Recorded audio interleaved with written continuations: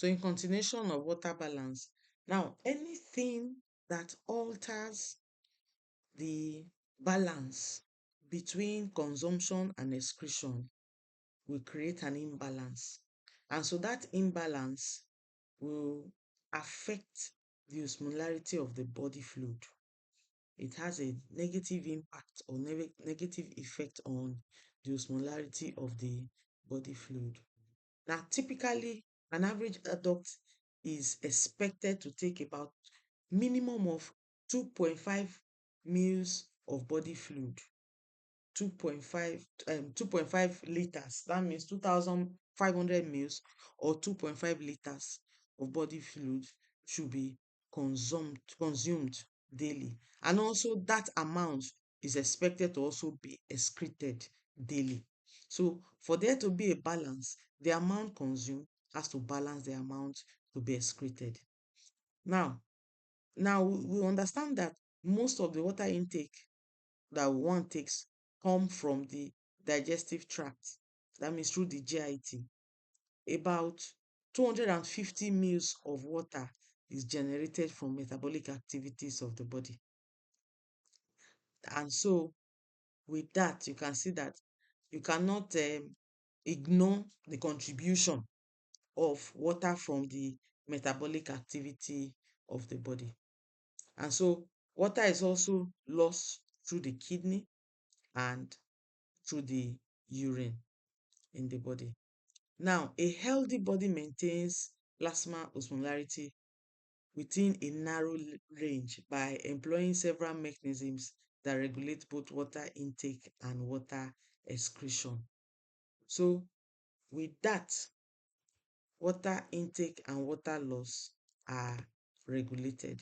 So, we'll quickly look at the roots of water loss in the body. And the first one we're going to be looking at is the insensible water loss.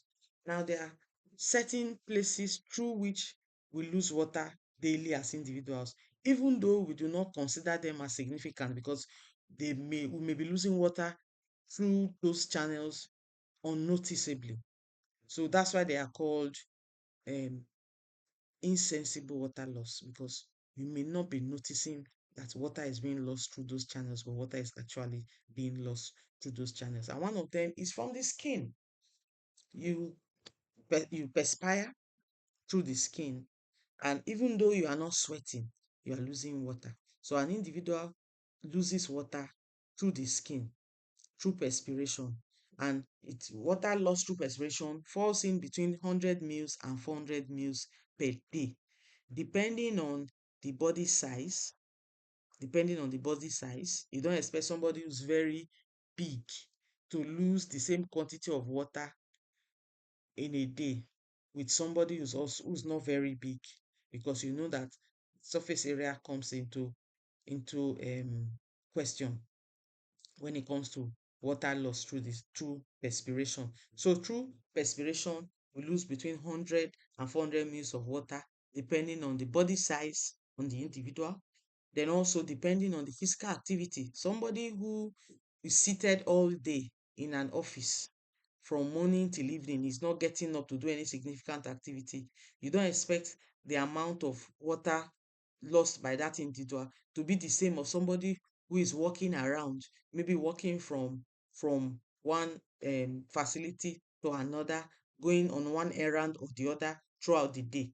So activity is also another factor that determine how much of body fluid or how much of water that will be lost through perspiration. Then also the ambient temperature and humidity in the atmosphere. Like on a very cold day, the rate of loss of water through the skin or through perspiration is reduced compared to on a very hot day. So when the day is very cold, the amount of water we lose in that on a very cold day is lower than the amount of water that we lose on a very hot day. Then also there is, apart from perspiration, another insensible route of water loss apart from perspiration is through sweating.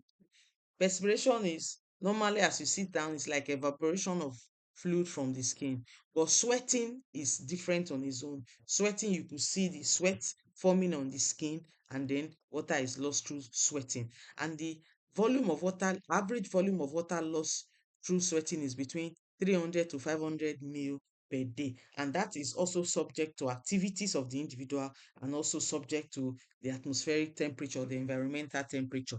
For example, somebody who goes in the morning to do exercise for like 1 hour before coming back, maybe to get ready for school or get ready for work, you don't expect that that person will lose the same amount of water through sweating of somebody who just wakes up in the morning, take a bath, and start moving. So it depends on activity, and it also depends on the environmental temperature. So on the average, individuals lose fluid through insensible water loss when you combine perspiration and combine sweating together of between 400 to 900 mils of water in a day. Between 400 to 900 mils of water in a day. And so this insensible loss is mainly through dermal losses through the skin, either through perspiration or through sweating. Then another route of water loss is through the gastrointestinal tract, through the GIT.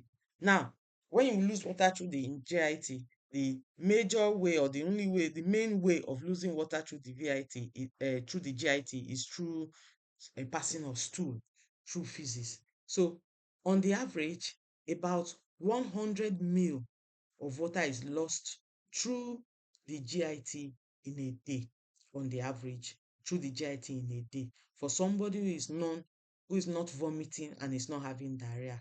However, an individual is having diarrhea or an individual is vomiting can lose as much as between 10 to 20 liters of water in a day, depending on the rate of losses. So on a normal day, in an individual who is healthy, who is not having diarrhea or is not vomiting, the average loss of water through the GIT is around 100 mils or 100 mils or 0.1 liter in a day. However, when it becomes a condition of that is associated with diarrhea, which is excessive stooling or excessive vomiting, that individual can lose between 10 to 20 liters of fluid, as much as that, in a day.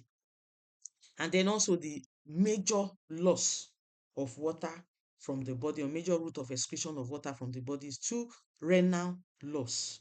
However, renal loss of fluid is highly dependent on the solute concentration as well as water load in the body. So that means when somebody consumes water very much, it will also lose so much of water through the kidney. And then when somebody consumes small volume of water or fluid in a day, the volume of fluid he consumes will also be low. So loss of fluid through the kidney is highly dependent on solute concentration as well as water overload of the individual. But the kidney is the major regulator of body water in the body. So the kidney determines when water should be allowed to go excessively or water should be conserved.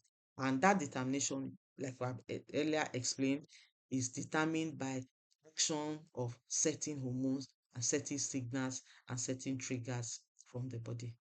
Thank you.